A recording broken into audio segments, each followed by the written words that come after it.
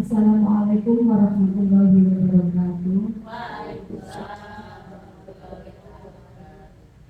Sebelumnya saya ucapkan terima kasih kepada rekan-rekan semua yang telah hadir dalam rangka memenuhi tugas saya sebagai guru penggerak dalam rangka memenuhi aksi nyata modul 1.4.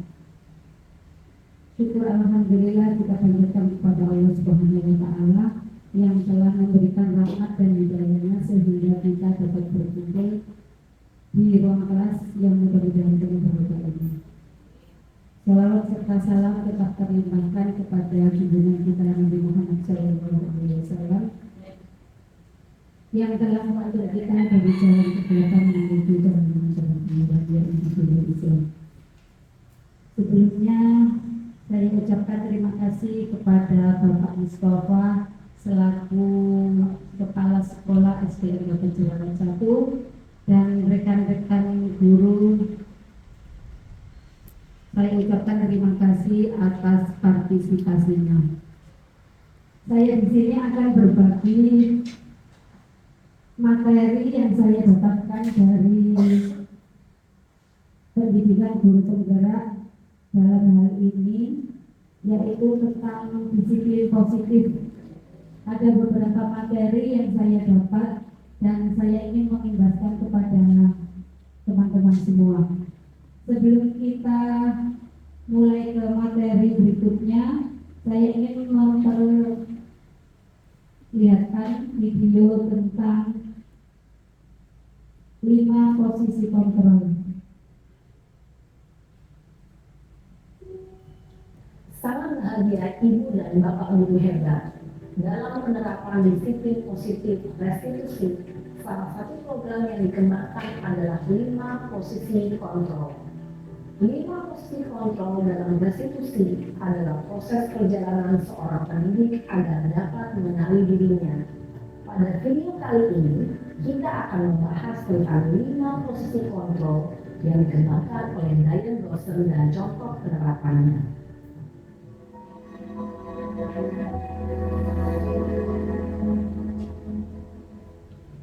5 posisi kontrol itu adalah 1. Posisi penghukum, 2. Posisi pembuat merasa bersalah, 3. Posisi teman, 4. Posisi pemantau atau monitor, dan 5. Posisi manajer. Untuk lebih memahami kelima posisi tersebut, mari kita saksikan kasus Naren yang terlambat hadir 20 menit di sekolah dan melihat bagaimana kelima posisi kontrol dalam menghadapi masalah tersebut.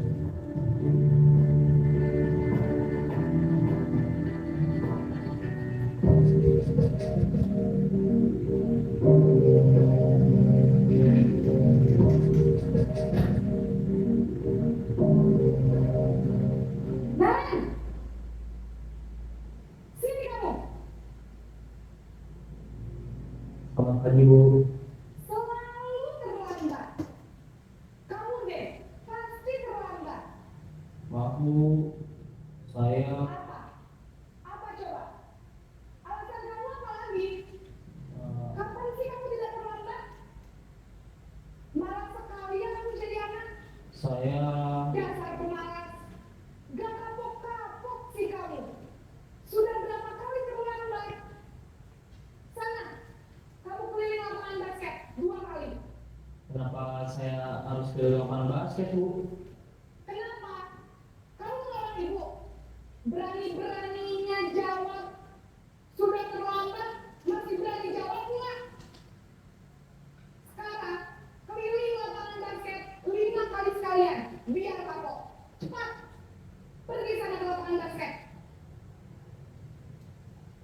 Posisi penghukum biasanya berbicara dengan nada tinggi, menghardik, menunjuk-nunjuk, menyakiti, dan menyindir. Hukuman bisa berupa fisik maupun psikis. Ibu dan Bapak Guru hebat, dampak yang terjadi pada murid ketika guru berada pada posisi penghukum adalah murid cenderung akan memberontak, bahkan menyimpan dendam.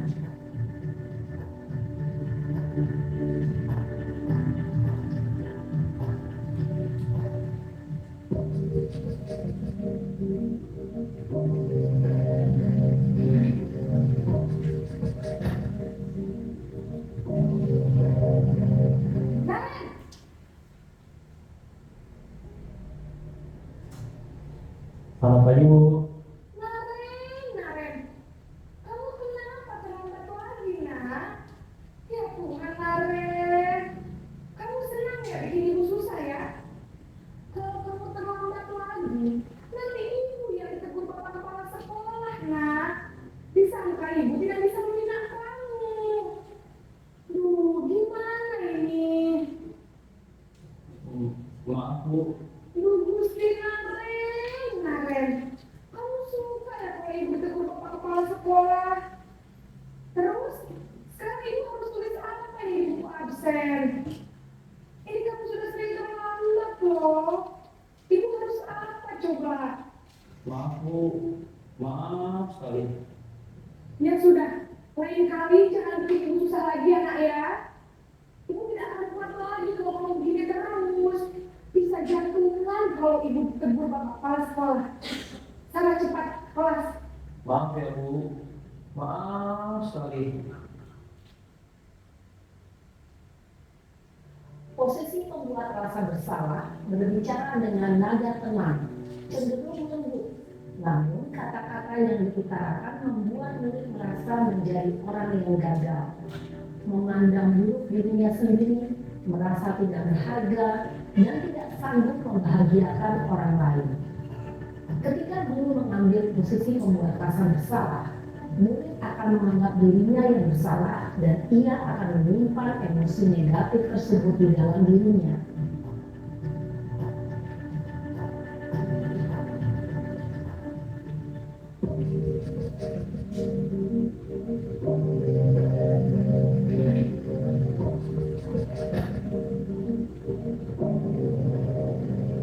Naren,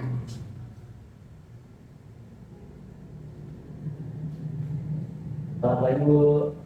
wah, sudah jam berapa ini nak? Terlambat lagi ya sayang.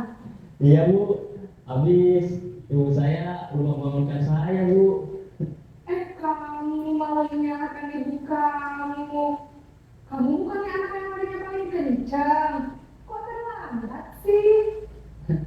Iya Bu, saya memang selamat bangun tadi. Jadi biarpun saya lari kencang, tetap nggak kekejar Bu. Ya sudah sana. Nanti lain kali larinya lebih kencang lagi ya. Biar gak terlambat lagi. Bikin senang ibu. Demi ibu. Bisa kan? Bisa lah Bu. Ya sudah sana masuk kelas. Ibu beresin urusan absen kamu. Kamu ini ada saja. Dalam posisi teman, guru berbicara dengan nada suara ramah, akrab, cenderung bersenda gurau untuk menjaga suasana tetap santai.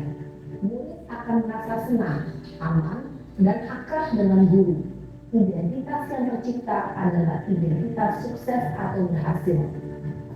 Namun, perlu diingat, karena ini masih dorongan eksternal, maka ada faktor ketergantungan dari murid kepada orang tertentu. Di sini, guru absennya, sehingga di lain waktu, murid bisa berperilaku baik, namun hanya kepada orang-orang tertentu saja.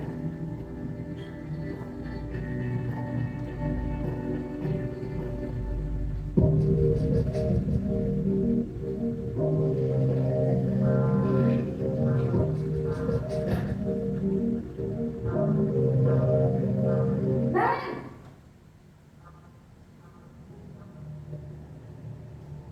Selamat pagi Bu. Naren, apa peraturan sekolah kita tentang jam berapa kita harus masuk sekolah, nak? Kita harus di sekolah jam 7 Bu. Iya betul. Sekarang sudah jam 7.20. Naren sudah tahu konsekuensinya jika terlambat aja. Paham Bu, saya harus tinggal kelas pas jam istirahat selama 20 menit. Iya benar, konsekuensinya demikian. Jadi nanti jam 9.30 pas istirahat, kamu harus tinggal di kelas, kerjakan tugas tambahan untuk ketertinggalan kamu, ya? Baik Bu. Posisi pemantau mengandalkan penghitungan atau data untuk mengontrol murid. Guru mengarahkan murid berdasarkan peraturan dan konsekuensi. Seorang pemantau menunjukkan bahasa tubuh dan ekspresi wajah yang datar dan cenderung formal.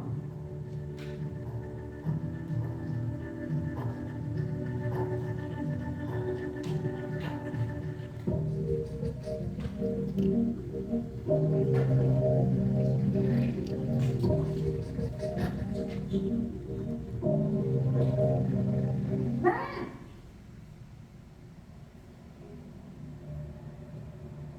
Selamat pagi Bu. selamat pagi Naren. Bu, saya terlambat. Iya, sekolah masuknya jam 7, sekarang sudah jam 7.20. Jadi sekarang bagaimana ini, Naren? Maaf Bu, saya lupa soal saya semalam. Baiklah, menurut kamu, keyakinan sekolah yang mana yang perlu kamu tingkatkan? Menghargai diri sendiri dan orang lain mungkin ya Bu. Setuju. Jadi, apakah Naren meyakini prinsip saling menghormati tersebut? Iya Bu, saya meyakininya. Apakah Naren bersedia memperbaiki masalah keterlambatan ini? Bersedia Bu. Bagaimana kamu akan perbaiki masalah keterlambatan ini? Saya akan coba untuk tidak lupa menyetel alarm saya Bu. Baik, kalau Naren lupa menyetel alarm di rumah, ada orang yang kira-kira bisa bantu mengingatkan tidak? Ada Bu, kata saya, Kak Emma. Ada lagi selain Kak Emma? Selain Kak Emma, ada ibu saya. Baik, jadi yang mengingatkan Naren adalah Kak Emma dan ibu kamu ya? Kira-kira akan mulai set alarm kapan nih, Naren? Setelah pulang sekolah, akan segera saya lakukan. Baik, jadi Naren akan setel alarm untuk bangun besok pagi dan akan diingatkan oleh kakak dan ibunda Naren ya. Ada lagi yang mungkin perlu dilakukan Naren agar tidak terlambat bangun lagi. Tidak ada Bu. Baik Naren, terima kasih untuk kerjasama kamu. Sekarang kamu perlu kembali ke kelas untuk belajar. Baik Bu, terima kasih. Posisi manajer adalah posisi kontrol yang disarankan untuk membimbing murid memiliki sikap disiplin yang positif, yaitu murid yang mandiri, bertanggung jawab, dan dapat memecahkan masalah. Tujuan dari posisi ini adalah agar murid dapat berefleksi atas tindakannya. Guru akan dengan tulus memberikan pertanyaan-pertanyaan bermakna, sehingga membuat murid dapat belajar dari kesalahannya dan mencari sebuah solusi untuk menyelesaikannya. Ibu dan bapak guru hebat, setelah mengamati adegan kelima posisi kontrol tadi, kira-kira posisi mana yang paling ideal? Posisi mana yang dapat menunjang motivasi intrinsik murid? Ya, tentu posisi manajer. Posisi ini memang posisi ideal yang ingin dituju setiap pendidik. Pada posisi inilah, guru dapat menerapkan disiplin positif yang berpihak pada murid, yang memerdekakan murid. Perjalanan seorang pendidik tentunya tidak mudah untuk sampai pada posisi seorang manajer. Namun, tujuan kita pasti, yaitu menciptakan murid-murid yang mandiri, merdeka, dan bertanggung jawab. Semoga penggambaran 5 posisi kontrol yang telah diperlihatkan ini dapat menjadi ajang refleksi bagi kita semua, agar dapat terus mengasah dan menerapkan disiplin positif yang memerdekakan murid. Mari terus berlatih dan bersemangat. Selamat menerapkan. Salam dan bahagia, Ibu dan Video di atas adalah 5 posisi kontrol.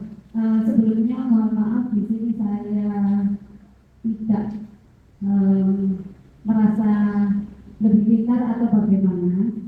Cuman saya merasa juga dari 5 posisi kontrol yang tadi kita dengarkan bersama itu, saya masih menjadi penghukum.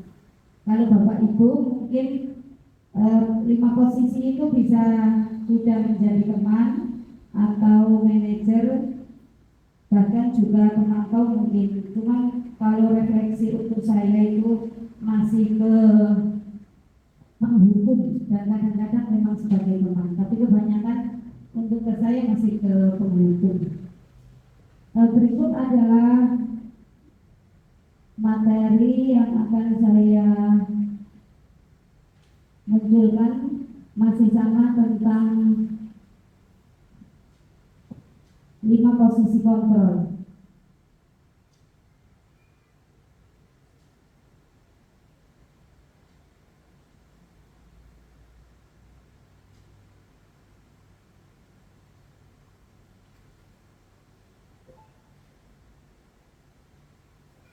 Seperti yang kita lihat pada video tadi, 5 posisi kontrol untuk posisi sebagai penghukum Ciri-cirinya sudah kita lihat bersama, yaitu biasanya berkata-kata menghardik, kemudian kata-kata yang muncul biasanya cenderung menyakiti. Untuk posisi sebagai pembuat rasa bersalah juga hampir sama, yaitu membuat anak merasa bersalah dan cenderung merasa minder. Kemudian posisi yang ketiga yaitu posisi teman, di mana posisi teman ini biasanya siswa cenderung sedikit dimanjakan. Jadi untuk tidak mengulanginya lagi itu masih sulit untuk ditertibkan.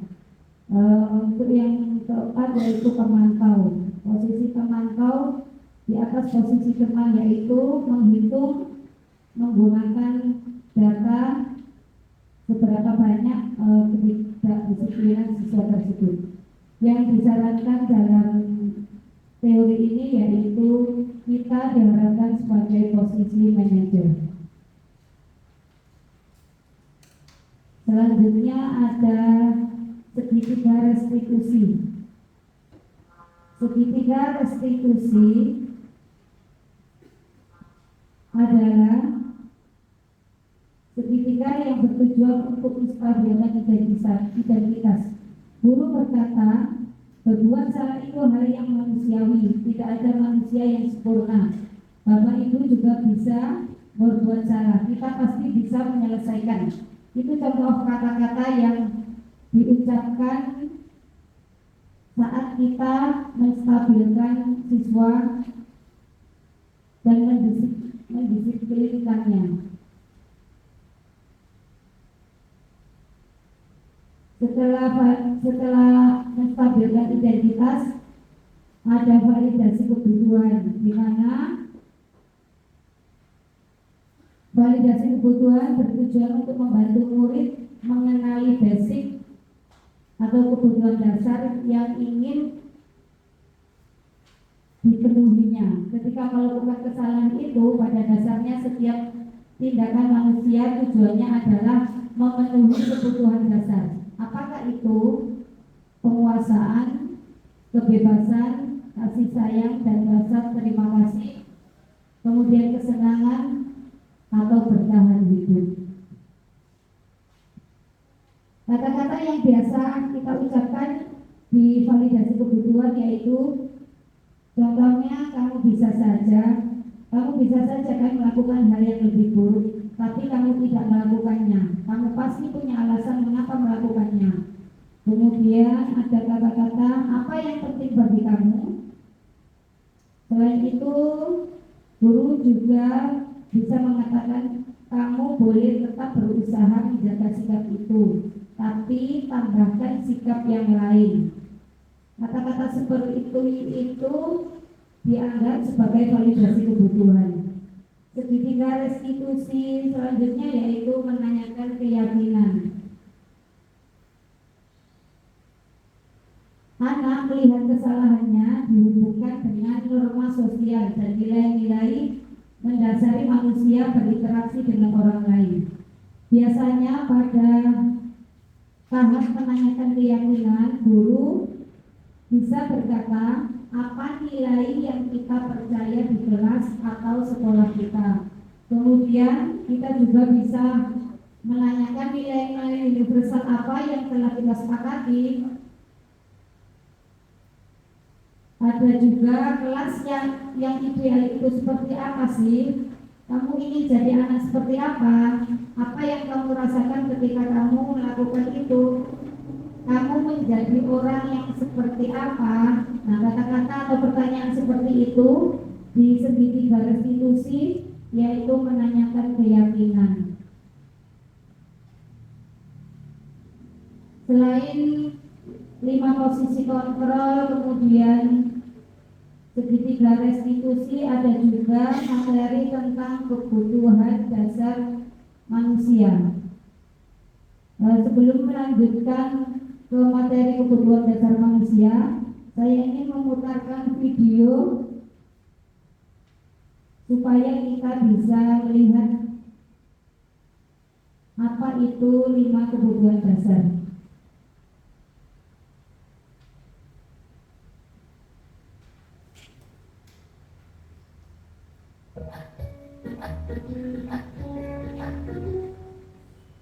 Salam dan bahagia Ibu dan Bapak guru hebat untuk membangun budaya sekolah yang positif dengan lingkungan yang aman dan mendukung murid untuk menjadi pribadi yang berdaya, seimbang, dan bahagia.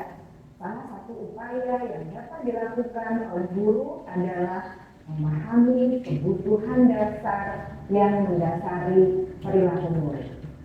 Pada video kali ini, kita akan membahas tentang 5 kebutuhan dasar manusia.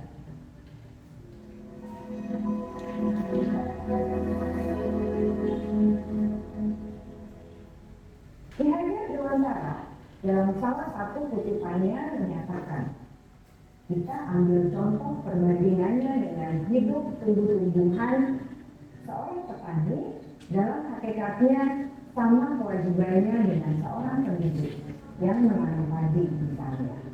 Hanya dapat menuntun tumbuhnya padi. Ia dapat memperbaiki kondisi tanah, memelihara tanaman padi, memberi pupuk dan air, membasmi ulat-ulat atau jamur-jamur yang mengganggu hidup tanaman padi, dan lain sebagainya. Ketika guru memahami kebutuhan apa yang mendasari perilaku murid, dan guru berusaha menuntun dan mendukung murid dalam memenuhi kebutuhannya secara positif, pada hakikatnya guru tersebut ibarat seorang petani yang sedang berusaha memahami kebutuhan masing-masing tanaman, dan ia berusaha memenuhi kebutuhan tanaman tersebut agar dapat tumbuh dengan subur dan maksimal. Dr. William Glasser, seorang psikiater dari Amerika Serikat, menyatakan bahwa seluruh tindakan manusia memiliki tujuan tertentu, yaitu memenuhi kebutuhan dasarnya. Ketika kelima kebutuhan dasar telah terpenuhi secara memadai, maka murid akan tumbuh dengan seimbang dan bahagia. Sebaliknya, ketika kebutuhan dasar tidak terpenuhi dengan baik, maka seseorang akan mengalami emosi negatif seperti bosan, sedih, dan kecewa. Bahkan mereka dapat melakukan perbuatan yang bertentangan dengan nilai-nilai kebajikan atau melanggar peraturan. Dengan kata lain, perilaku buruk seseorang biasanya adalah respons dari kebutuhan yang tidak terpenuhi. Namun, mereka tidak tahu cara untuk menyampaikannya. Ada 5 kebutuhan dasar manusia menurut Dr. William Glasser, yaitu yang pertama, kebutuhan untuk bertahan hidup atau survival. Yang kedua, kebutuhan untuk merasa diterima atau love and belonging. Yang ketiga, kebutuhan akan kebebasan atau freedom. Yang keempat, kebutuhan akan kesenangan atau fun. Dan yang kelima, kebutuhan akan penguasaan atau power. Kebutuhan dasar yang pertama adalah kebutuhan yang bersifat fisiologis untuk bertahan hidup atau survival. Misalnya, kesehatan, rumah, dan makanan. Kebutuhan biologis sebagai bagian dari proses reproduksi, termasuk kebutuhan untuk tetap bertahan hidup. Kebutuhan untuk merasa aman juga termasuk dalam kebutuhan ini.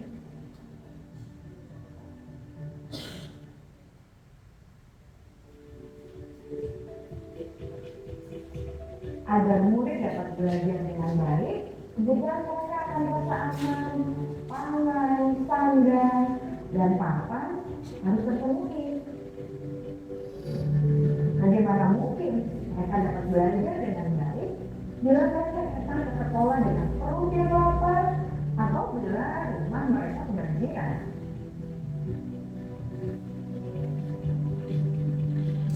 Setelah kita mengetahui kebutuhan pertama yang sebagian besar bersifat fisiologis, mari kita lihat kebutuhan kedua sampai kelima yang semuanya berhubungan dengan psikologis. Mari kita lihat kebutuhan yang kedua, yaitu kebutuhan akan perasaan diterima oleh kelompok atau komunitasnya, atau kebutuhan love and belonging. Kebutuhan ini meliputi keinginan untuk tetap terhubung dengan orang lain seperti teman, keluarga, teman kerja, dan kelompok di mana kita tergabung. Setiap murid ingin menjadi bagian yang berharga dari kelas dan juga sekolah. Mereka juga ingin diterima oleh orang lain dan kelompoknya. Bahkan murid yang terlihat paling kuat pun jauh di dasar hatinya pasti ingin merasa diterima. Sebagai guru seharusnya kita dapat menerima murid kita apa adanya, sesuai dengan kodratnya. Karena setiap murid adalah unik. Mereka memiliki kekuatannya masing-masing, sehingga guru seharusnya bisa menciptakan kesempatan untuk murid kolaborasi dan memiliki ikatan emosi satu sama lain. Murid-murid yang memiliki kebutuhan yang besar untuk merasa diterima, biasanya mereka belajar karena suka pada gurunya, dan mereka juga suka bekerja dalam kelompok. Kebutuhan yang ketiga adalah kebutuhan akan kebebasan atau kebutuhan membuat pilihan. Murid harus diberi kesempatan untuk membuat pilihan yang bertanggung jawab atas pilihan yang mereka telah ambil. Memberi mereka kebebasan bukan berarti membiarkan mereka melakukan apa saja yang mereka mau, melainkan lebih memberi mereka kesempatan untuk membuat pilihan, menyuarakan pendapat mereka dengan percaya diri, dan memberi mereka kesempatan untuk mencoba hal-hal yang baru. Pembelajaran dengan metode yang beragam dan menarik juga akan memenuhi kebutuhan murid tentang kebebasan ini. Pembelajaran berdiferensiasi di mana guru menyediakan beberapa jenis tugas yang bisa dipilih oleh murid sesuai minat mereka, sangat baik untuk mengembangkan murid menjadi lebih mandiri dan memiliki motivasi internal. Karena kebutuhan akan kebebasan pada dasarnya adalah kebutuhan untuk mandiri, memiliki otonomi, memiliki pilihan, dan mampu mengendalikan arah hidupnya sendiri.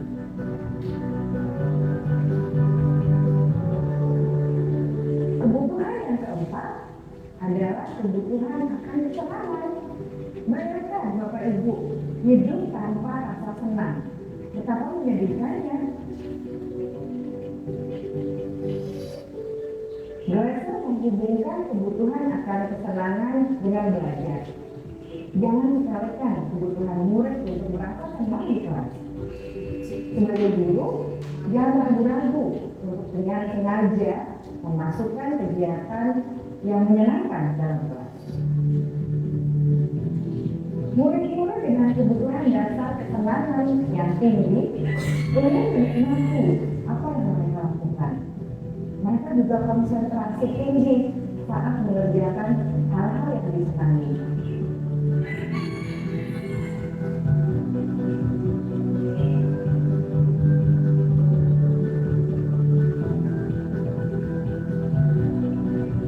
Kebutuhan yang kelima adalah kebutuhan akan penguasaan.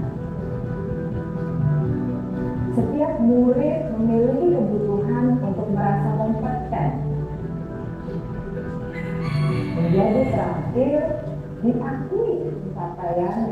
keterampilannya didengarkan, bisa membuat dampak dan pengaruh, dan memiliki rasa adil. Mereka sebaiknya diberi kesempatan untuk membuat keputusan tentang hal-hal yang penting dalam hidupnya yang tidak merasa dikontrol oleh sistem sekolah. Pada murid yang telah menginjak usia remaja, seringkali mereka merasa tidak memegang kendali atas kehidupannya sendiri, karena guru tak selalu berpengaruh dalam mengambil keputusan. Murid-murid yang memiliki kebutuhan dasar akan penguasaan yang tinggi biasanya selalu ingin menjadi pemimpin. Mereka juga suka mengamati sebelum mencoba hal-hal. Mereka juga perfeksionis dan merasa kecewa bila melakukan kesalahan.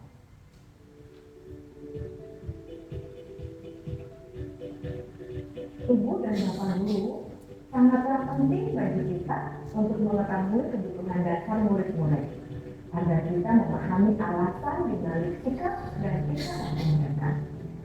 Bila murid berperilaku buruk atau melanggar peraturan sehingga tindakannya tidak sesuai dengan nilai-nilai kebaikan, maka guru harus mencari tahu alasan yang mendasari tindakan tersebut dan kebutuhan apa yang belum terpenuhi. Melalui pendekatan dengan guru dalam pendekatan disiplin positif, murid dapat diajar untuk bersikap asertif dalam mengenali kebutuhan yang berusaha mereka penuhi dan mendasari tindakan mereka. Jika guru mengabaikan perilaku murid, maka perilaku tersebut akan berpengaruh pada suasana kelas yang kurang kondusif dan akan berpengaruh pada tujuan dari pendidikan itu sendiri.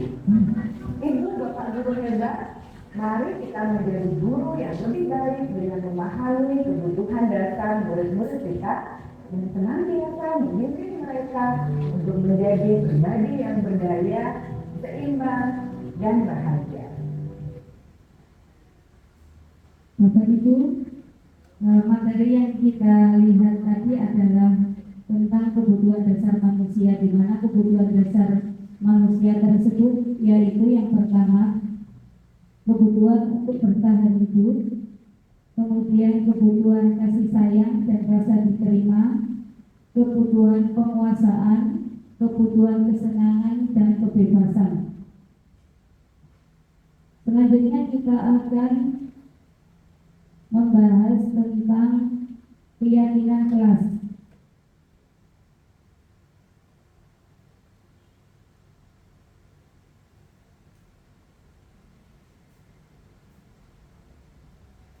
Mengapa yang selama ini kita dengar dari kita sekolah adalah peraturan, sekarang yang sering kita dengar adalah keyakinan?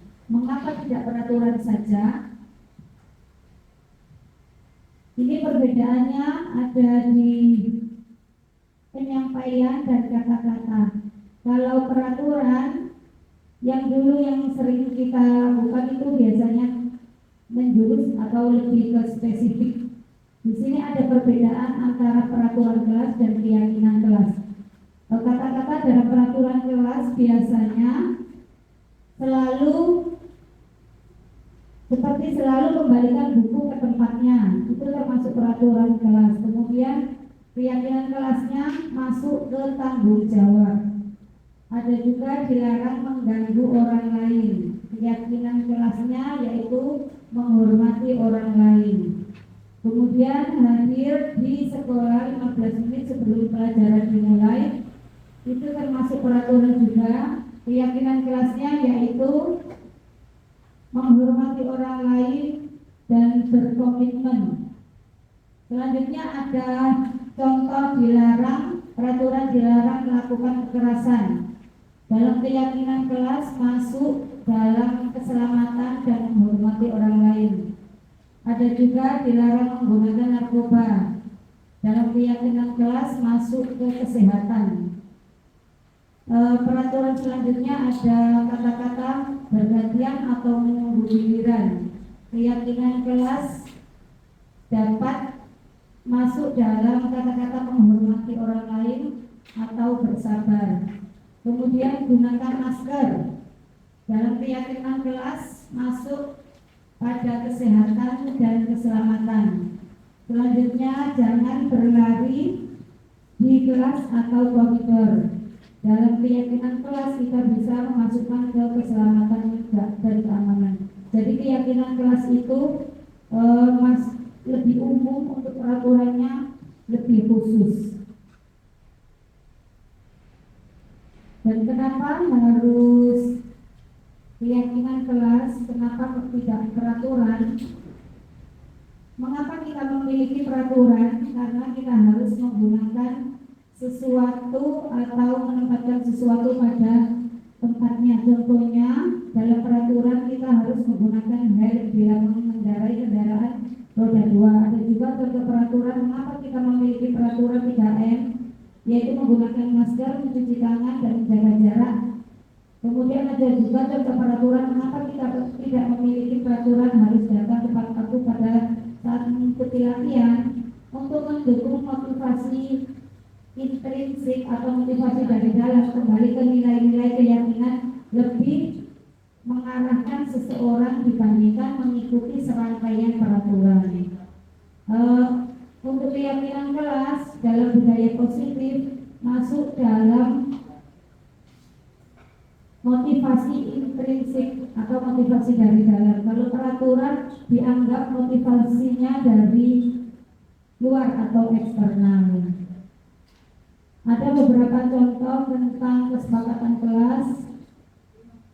Kami guru dan murid yang saling menyayangi. Kemudian ada juga kami murid yang semangat belajar. Selanjutnya kami murid yang peduli dengan teman-teman. Saya yakin Bapak Ibu guru di sini sudah membuat keyakinan kelas yang lebih rapi dan baik daripada saya. Di sini saya hanya memaparkan sebagian materi tentang perbedaan antara keyakinan kelas dan peraturan. Materi selanjutnya kita berbicara tentang restitusi. Apa itu restitusi? Restitusi adalah proses menciptakan kondisi bagi manusia untuk memperbaiki kesalahan mereka sehingga mereka bisa kembali pada kelompok mereka dengan karakter yang lebih kuat. Restitusi juga merupakan proses kolaborasi yang mengajarkan murid untuk mencari solusi untuk masalah mereka sendiri dan membantu murid berpikir tentang orang lain atau tentang orang seperti apa yang mereka inginkan sehingga mereka menjadi diri mereka yang lebih baik dan bagaimana mereka harus memperlakukan orang lain. Di sini kita akan melihat perbedaan apa itu hukuman, konsekuensi, dan restitusi. Untuk hukuman, sesuatu yang menyakitkan harus terjadi, sedangkan konsekuensi sesuatu harus terjadi. Bedanya dengan restitusi, restitusi merupakan pilihan. Selanjutnya hukuman, identitas contohnya adalah tidak nyaman untuk murid anak untuk jangka waktu yang panjang. Dalam konsekuensi biasanya ada korban atau diabaikan.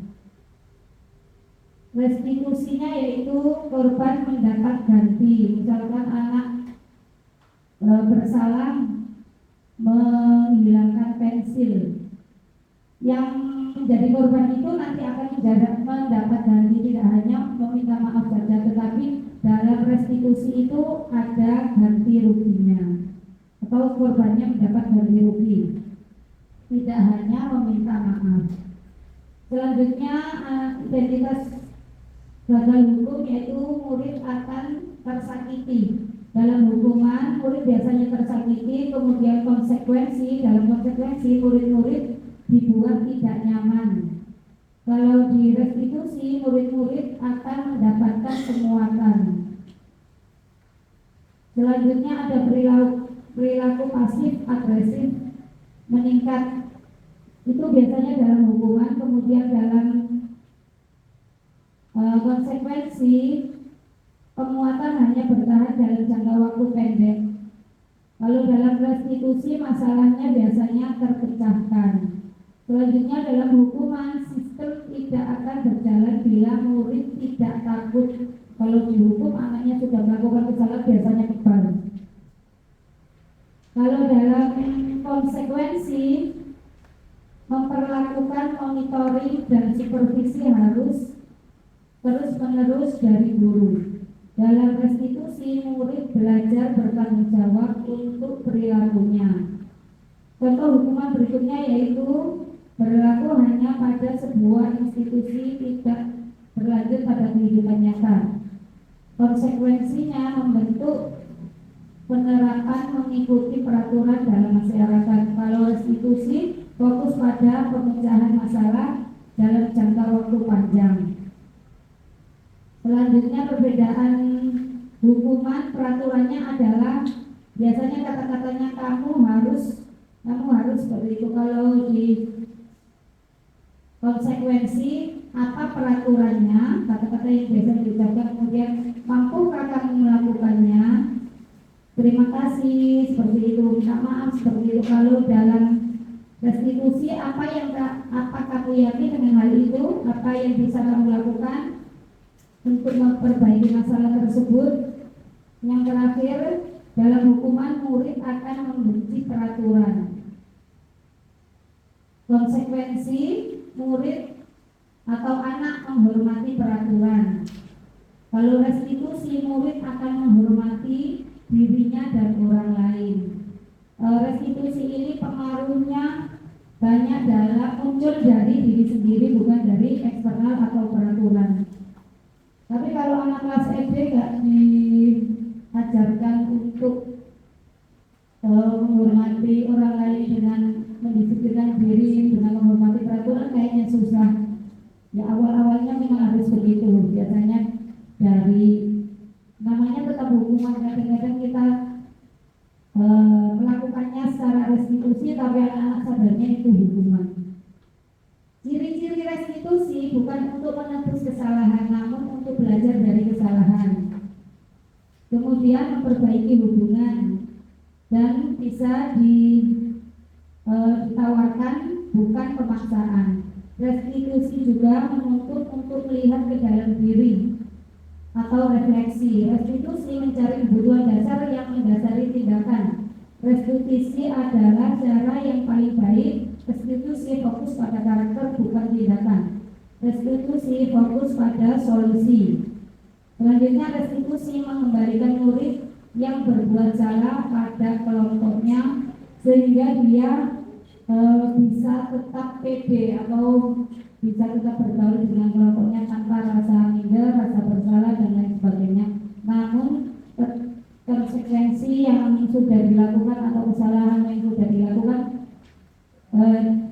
direfleksikan melalui restitusi itu.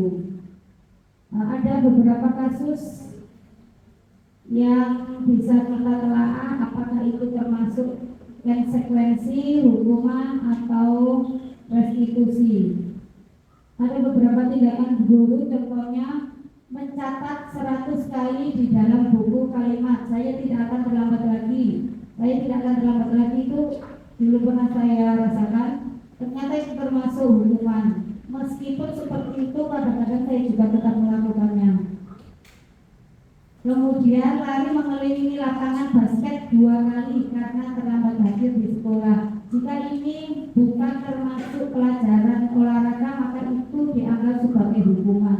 Tapi jika terlambat tidak mengikuti yang saya bahas dengan teman-teman kemarin, itu tidak terlambat mengikuti kegiatan olahraga, lari lapangan 2 kali, itu bisa dinamakan restitusi atau pengganti dia untuk berolahraga sebelumnya seperti itu. Murid diminta untuk push up 15 kali karena tidak menggunakan masker ke sekolah, itu termasuk hukuman juga. Kemudian menggantikan kertas tugas teman yang telah dicoret-coret, itu termasuk ke dalam konsekuensi. Ada juga membersihkan tumpahan air di meja tulis karena tersenggol pada saat belajar, termasuk konsekuensi dari kesalahan atau perbuatan yang dia lakukan. Selanjutnya, murid disuruh untuk tidak mengenakan sepatu seharian di sekolah karena tidak mengenakan sepatu hitam. Itu termasuk hukuman karena tidak sesuai, hukuman yang diberikan tidak sesuai dengan kesalahannya. Selanjutnya, contoh lain yaitu lari mengelilingi lapangan basket 2 kali karena terlambat 10 menit. Baik, ini hampir sama dengan yang atas, tapi yang atas itu pada guru kelas, lalu yang ini pada guru PJK. Itu termasuk konsekuensi. Perbedaan hukuman dan konsekuensi, sesuatu yang menyakitkan harus terjadi, kalau konsekuensi sesuatu harus terjadi. Contoh-contoh yang ada di atas biasanya kita ungkapkan, tapi ada beberapa yang kita lakukan tapi biasanya kita menggunakan istilahnya hukuman, padahal ada beberapa juga yang masuk ke dalam konsekuensi atau restitusi. Materi selanjutnya kita akan membahas tentang teori motivasi perilaku manusia. Dalam teori ini, satu, untuk menghindari ketidaknyamanan atau hukuman apa yang akan terjadi apabila saya tidak melakukannya, itu termasuk motivasi eksternal atau takut akan hukuman. Motivasinya tetap dari luar. Teori yang kedua yaitu untuk mendapatkan imbalan dari orang lain atau institusi apa yang akan saya dapat apabila saya melakukannya. Motivasi tersebut tetap motivasi eksternal. Selanjutnya, untuk menghargai diri sendiri. Saya akan menjadi orang seperti apa bila saya melakukannya. Motivasi ini yang dianggap motivasi paling baik, yaitu motivasi internal atau bertujuan untuk tujuan disiplin positif. Menurut Ki Hajar Dewantara, merdeka itu artinya tidak hanya terlepas dari perintah, akan tetapi juga cakap buat memerintah diri sendiri. Artinya tadi motivasi dari dalam, bukan termotivasi karena hukuman atau penghargaan atau lainnya. Dihukum oleh penghargaan, bahwa penghargaan berlaku sama dengan hukuman. Selama ini yang kita tahu penghargaan itu menyenangkan, ternyata dari motivasi metode teori yang ada pada disiplin positif di sini, hukuman dikatakan sebagai penghargaan dikatakan sebagai hukuman, dalam arti meminta atau membujuk seseorang melakukan sesuatu untuk memenuhi suatu tujuan tertentu, dan orang yang meminta atau membujuk itu termasuk dorongannya dari luar atau eksternal. Dan ada faktor ketergantungan, beberapa dampak dari pemberian penghargaan tersebut. Teori itu dikemukakan oleh Alfred 1993.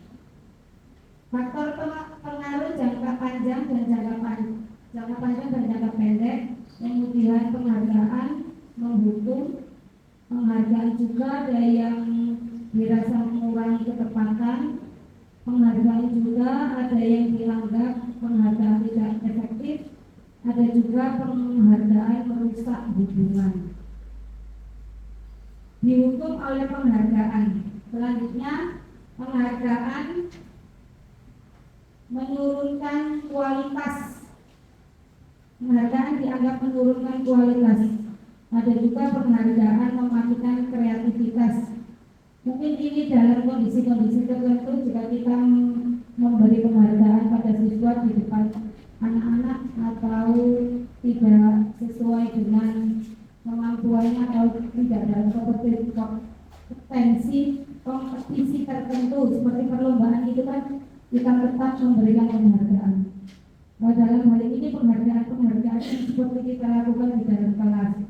Ada penghargaan dianggap mematikan kreativitas, penghargaan juga dianggap mengurangi motivasi intrinsik atau motivasi dari dalam.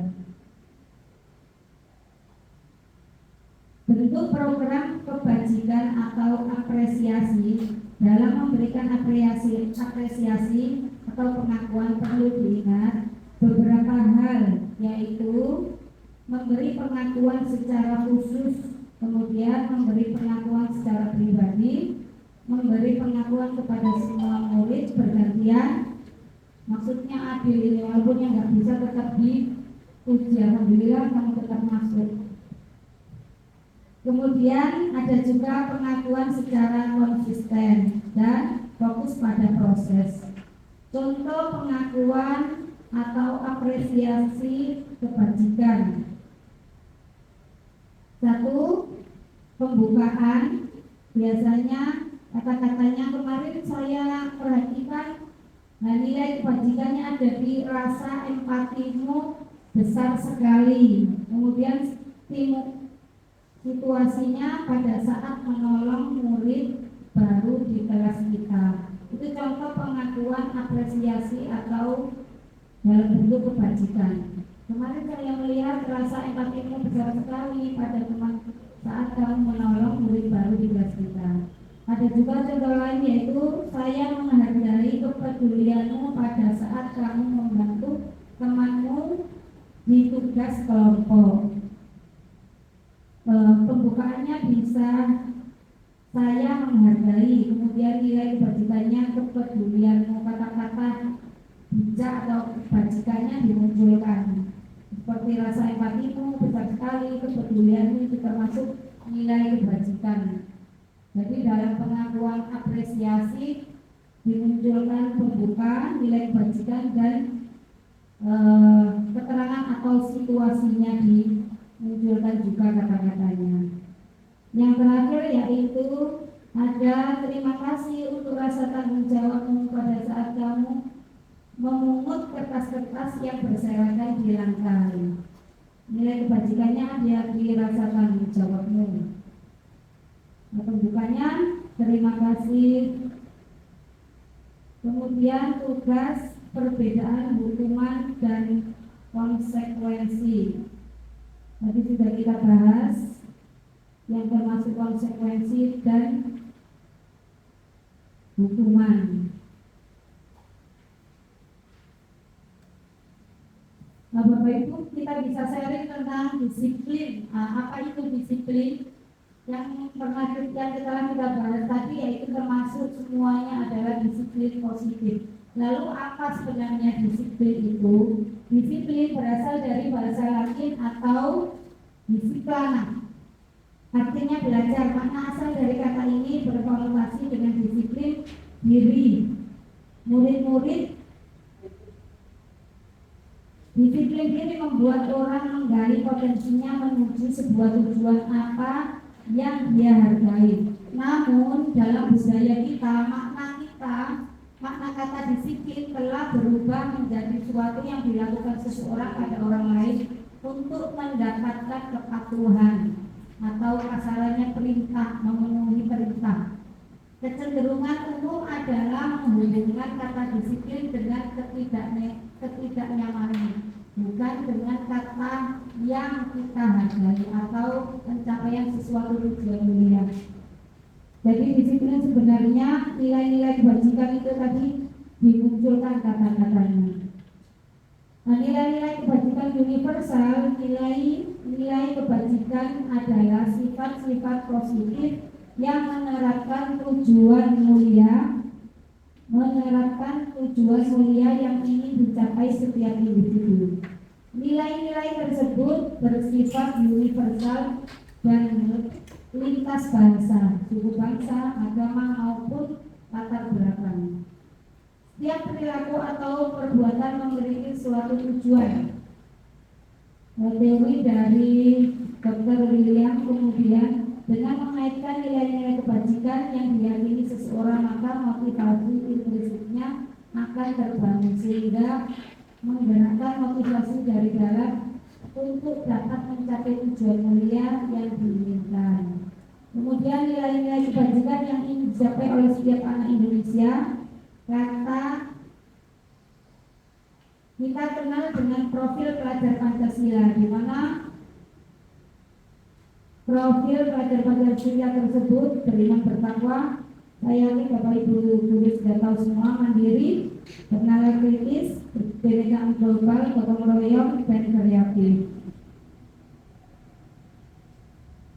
Demikian sedikit materi yang bisa saya paparkan hari ini. Semoga bermanfaat untuk kita semua. Terima kasih saya ucapkan kepada Bapak Ibu guru yang sudah mau berbagi pengalaman dan mendukung presentasi pada hari ini. Bagaimana suatu kedisiplinan itu diciptakan tanpa menerapkan suatu hukuman. Jadi istilahnya kalau dulu itu ada peraturan kelas atau tata tertib kelas, kalau itu kita buat dengan keyakinan kelas yang kita diskusikan bersama dengan anak, kita buat bersama dengan anak-anak.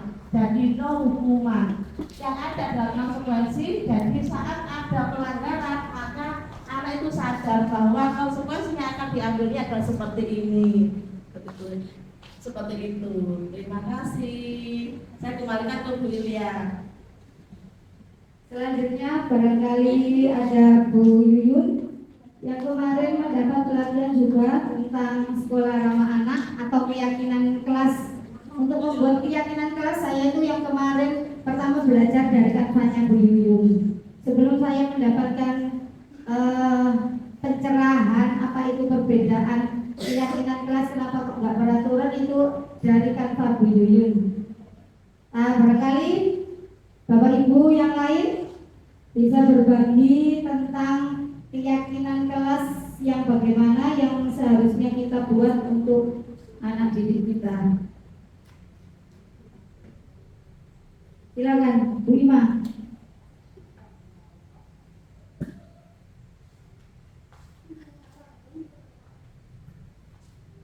Oh ya, terima kasih. Ada beberapa disiplin positif yang menurut saya agak canggung dan agak masih belum saya terima. Itu ternyata penghargaan itu dianggap sebagai hukuman. Dan itu kira-kira menurut teman-teman bagaimana penghargaan? Cantiknya kamu, Akila, kamu kok manis sekali, kamu pandai sekali hari ini. Itu ternyata ada yang pujian itu dianggap sebagai hukuman. Monggo Bu Nat, biasanya sama anak inklusi itu kan itu mewah sekali dipuji Bu Nat dulu. Silakan ceritakan menghukum atau memberi motivasi pada Zafran. Saya mau bertanya saja sama Bu ya. Kan di kelas saya ada siswa inklusi namanya Zafran. Selalu menginjili saya. Walaupun guru diajar sama guru maupun selalu menginjili saya. Sehingga saya kasih anaknya nyapu atau apa itu berarti termasuk hukuman atau apa? Itu termasuk hukuman atau apa teman-teman?